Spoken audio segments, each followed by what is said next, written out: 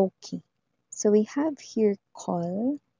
So it looks like no, whoever energies I'm picking up for today, I'm picking up no that this person here could be experiencing double endings with the number 20. Possible rito no na itong person na to, is pakiramdam niya rito, alam mo yung energy ng double dead.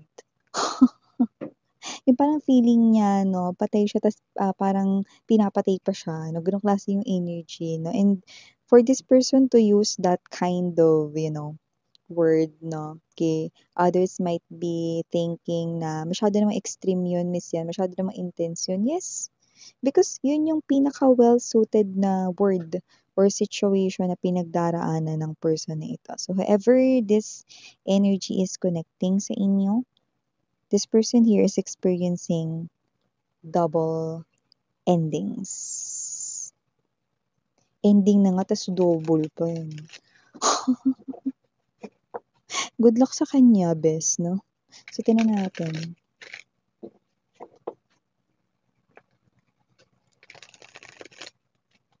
Just take only what resonates, guys. Okay ba tayo dyan?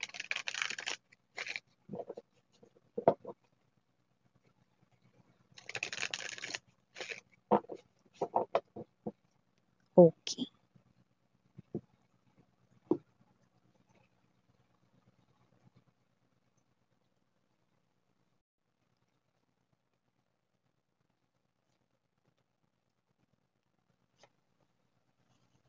Oh. Alam mo nagsa-struggle itong person na 'to na makipag-communicate, makipag-usap 'no, sa'yo. Nagsa-struggle siya, eh. Nakikita natin dito mga babes 'no, kaya kung sino man 'to, let me get more. We have the 5 of air, 7 of air, 9 of air. Look at that, okay? Air, swords yan, no? In the classic tarot. Meaning to say, sword, communication, conversation, pero sa struggle, no? So, parang hindi lumalabas yung kanya ritong boses. Okay, or parang hindi niya rito alam kung paano makikipag-usap sa'yo. Let me see more. Tower is present. 3 of fire. Could be seeing a lot of number sevens, but doesn't have to be. Queen of water energy. Moon, center of the reading right in here. No? And ooh, the king of water energy. Yeah, look at that. See? The king of hearts ay namimiss ang kanyang queen of hearts energy. Yan, no? Kaya naman kung sino man tong energy, yun. We just heard that song. Yan. Anong kailangan kong gawin upang matigil na ang kabaliwan kung ito? Yan, no? Kaya naman kung sino man tong energy na ito, mga babes, no? Wala. Wala siyang magagawa, no? Wala siyang kayang gawin upang matigil na ang kabaliwan niyang ito sa iyo. This king misses you. Yan. So, maaaring nagsisenti siya or isa siya sa mga nagsisenti ngayon, no? At sinasabay niya sa pag-ulan. Ang kanyang pagsisenti right here, no? Yan, no? Pero alam mo, with the 2 of air energy, magician in reverse right in here, no? Okay, I'm picking up that song, no? I remember that song, no? After seeing this, no?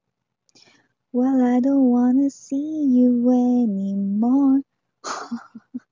Don't wanna be the one to play your games. Yan. Kaya naman kung sino man tong energy na ito, nakikita natin dito na parang, well, because this is the energy here of being closed off, no? And yeah, okay. That particular lyric song, no, na atin dito na kinorelate with this, no? Nakita ko dito that you are closed off with this King of Hearts, no? And it looks like you do not want to see this person right here, no? Okay? Or you do not want to talk to him or her either, no? So let us 4 of water, Bottom of the deck, we have the Four of Fire. Could be seeing a lot of number fours or this person right here. Definitely, this person wants to build some kind of solid structure sa inyo ritong connection. But the tower is already present. And when the tower is already present, no, hindi ito magiging madali. Okay? So, ibig sabihin, posible na kayo ritong nasira at nagkasira ng taong ito. So, rebuilding something that is already ruined, no? Pag inayos yan, just like pag pinasta mo, no, yung mga piraso ng isang bumagsak na vase, makikita mo, no, yung mga pieces, no, na parang hindi maganda, kita yung mga pandikit, 'di ba? So, once something, no, is broken, okay, hindi mo na talaga siya mababalik, no, from the very first itsura nito. Just like in connection or in a relationship, okay, when it comes to relationship. Okay, so before we dive more into this reading, let me just make bati first muna ang lahat. Hi and hello there, Yorobun. Welcome new subscribers, attorney Istam buyers. Thank you sa inyong walang sawang love and support for me. At kung hindi mo pa knows, meron pa tayo ni main channel, ang The High Priestess, kung saan nag-upload tayo ng collective readings for all signs. Araw-araw, yes, araw-araw po yan. At yun nga, no, kung hanap ninyo ay reading per zodiac sign, meron din tayo dun sa ating main channel. So yan mga babes, no, let's continue what we're talking about. Oh, by the way, wala tayo ditong gender, okay, babae, lalaki, LGBT, lahat tayo welcome. Pwede rin pong i-switch yung mga roles dahil possible talaga magkapalit-palit yan kasi general reading ito. And at the end of the day, lahat tayo may free will na free niyong gamitin anytime, anywhere. So yun nga, no, timeless din po ito. So pwedeng ito ay nangyari na, sa iba nangyayari na ngayon, sa iba ay mangyayari pa lamang, no. But see, we have here 5 of air, 7 of air, 9 of air. This person here wants to talk to you. Okay? You are his or her someone na minamahal. King of water energy. But it looks like may gap between you guys. There's this moon. But definitely a strong message that your king misses you. The King of Hearts misses his or her Queen of Hearts. Yan. So, nakikita natin dito, no, na kung sino, yeah. Moon so bright, night so fine. Yan, no. Life's a dream. Yan. So, kasi naman tong energy na to, parang sa panaginip niya lang kayo nakakasama, no? So, it looks like this person here, no, mas naalala niya kayo bago siya matulog, no? When he or she is lying, no, sa kanyang bed or sa couch, no, before he or she goes to sleep, this person right here, no, na gusto niya ditong i-spend, no, ang kanyang lifetime loving you, just like that particular song, no? And I do see that this person here, no, with the three of fire energy, okay, I do see that this person here, gusto niya ritong mabago yung kanya ritong future, no?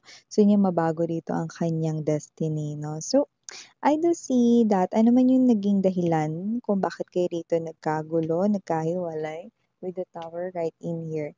This is something here na gusto niya ritong maalis, no? Or mabago in a way, no? So this person here nagkakaroon siya ng struggle sa pakikipag-communicate sa inyo because of this tower. No? Dahil nagkasira kayo, dahil may nagawa siya rito hindi maganda, hindi alam paano ito maitatama, pero gustong maitama, pero hindi niya alam kung saan at paano magsisimula, no? So, gusto niyang gawin, pero hindi niya pa alam, no? Lalo na, no, ang pinakakailangan niya sa tingin ko na una niyang kailangan i-build up, no, ay ang kanyang confidence, no? Medyo basang sisiw ang itsura niya rito, eh. So, kasi naman 'tong energy na 'to, no, may energy siya dito pa kailangan niya munang palakasin yung loob niya.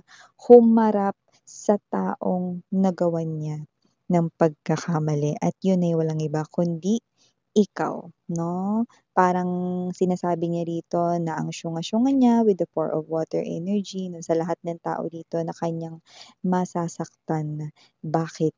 ikaw pa. 'No? Kaya naman mga babes 'no, kung sino man ito 'no, talagang nasa isipan mo pa rin with the Queen of Water energy. Hindi na 'yan maaalis sa akin Miss 'yan, 'yan 'no.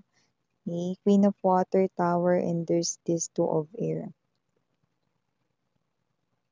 Hindi na sa akin maaalis 'yan Miss 'yan. Yung mga nagawa niya sa'kin hindi maganda, yung kasalanan niya sa'kin, kahit na magbago pa siya, may isip ko pa rin 'yun, 'yan 'no.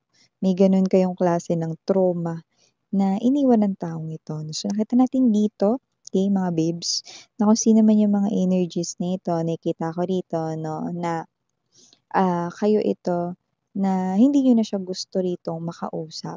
Hindi niyo na rin gustong mapakinggan lahat ng mga excuses niya, wala na kayong pakialam 'no, sa lahat ng sasabihin niya. Ayoko nang marinig 'yan Miss niya dahil ayoko na rin naman patuloyin 'yang tao na 'yan, yeah. Two of Air, Four of Water energy. You are already closed off when it comes to your feelings and you're not open sa kahit na anong connection at kahit friendship, you're not open para bigyan ng tao na ito ng opportunity. And I do understand because this person here played games with you, tricked you with the Magician in reverse right in here, no? And you're saying to me, it's his loss, Miss Yan. It's her loss, Miss Yan. Yan, 'no? So, parang kawalan niya yun, Miss Yan, eh. So, parang may klase ng energy gano'n na sinasabi or pinaparating niyo sa'kin dito.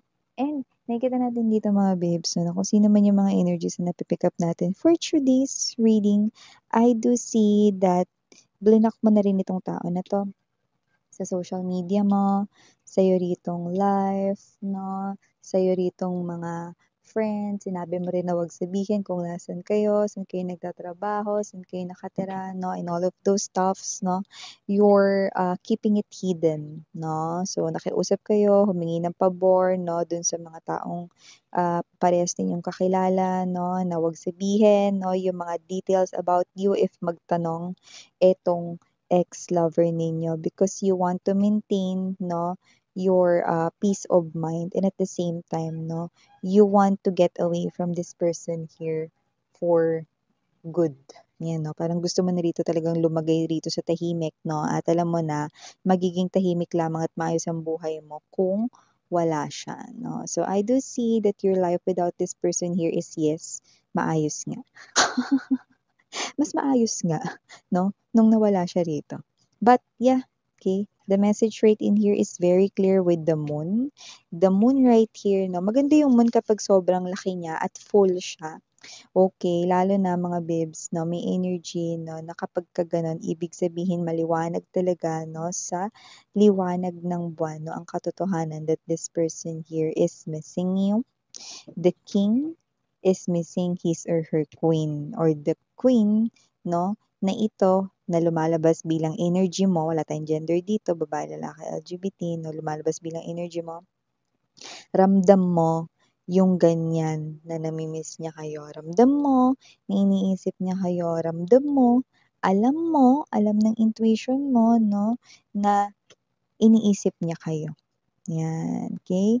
Pero with the Queen of Water energy, ramdam mo lang, pero wala ka ng pakialam at lalong-lalong wala ka ring gagawin patungkol diyaan 'no, because you keep on pointing to me that it's his or her loss, Miss Yan, not mine. Yan 'no, ang taray nun, Kawalan niya yun, Miss Yan, hindi ko yun kawalan. I know, because your life 'no, is really better off without this person here. Four of Fire energy, nakita ko rito na naka-build ka ng support sa life mo, okay? Ikaw yung talagang alam mo yung energy na tinayo mo yung apat na kanto ng pantay-pantay sa mesa ng buhay mo 'no, which I do pick up 'no, na posibleng you are now standing on your own staying your ground right in here, no, and creating positive changes with your life. I'm also seeing that mas balance rin yung energy mo ngayon at mas masaya ka ngayon, at wala kang stress. Unlike dati mga babes, no, yung age mo parang doble sa itsura mo way back before because of too much stress, okay, na ginawa nitong tao na 'to 'no, sa'yo before 'no. But I do see na yung iba sa inyo, you are already in love with someone new. Two of water is also present right in here, and if not, meron ako nakikita dito 'no na, actually nakilala niyo na, marami sa inyo. Okay, na new love dito 'no. So nakikita ko dito na magkakaroon na ng pag-uusap 'no, at may mga situations rito kung saan magkakasama kayo ng tao na yon 'no, at nakikita ko rito na, mabibigyan mo siya ng permission or chance 'no, to enter your heart 'no. Yeah, definitely. Okay, so I'm seeing you diving in a new opportunity when it comes to love, okay? For a lot of you, dumating na siya sa life mo, pero magkakaroon pa lang kayo ng parang, pagsasama 'no, mag-uumpisa pa lang, in other words, ang inyong connection. But for some of you, yes, you are already in a relationship with someone new, and nakita ko rito that, eto yung nakikita mo 'no, na makakasama mo sa iyong future. For a fire energy. Okay. Yeah, for the initials right here, no, we do have, but we only have two. Okay, doesn't have to be that these are your initials or this person's initials, but just take only what resonates. All right. So we have here the letter N and the letter E. Yan. So yeah, ito yung mga messages right here for you guys. Thank you so much for your time here, mga babes. Sarang hey, all love and light.